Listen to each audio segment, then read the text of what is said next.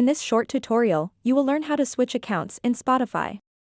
Switching accounts is useful if you share your device with others or have multiple Spotify profiles. To get started, open up the Spotify app and then tap on the profile picture icon at the top left corner of the screen. After that, tap Settings and Privacy. Then scroll down to the very bottom. Now you'll see the Logout option. Unfortunately, there is no direct option to switch accounts within the app, but there is a simple workaround that you can use. Just log out of your current Spotify account.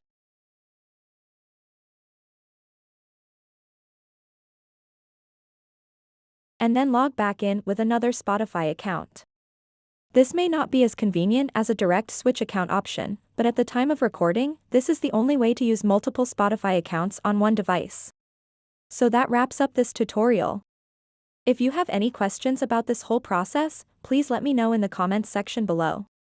And if this video helped you out, please give it a big thumbs up and subscribe to this channel for more tutorial videos like this one. Thank you so much for watching and have a good day.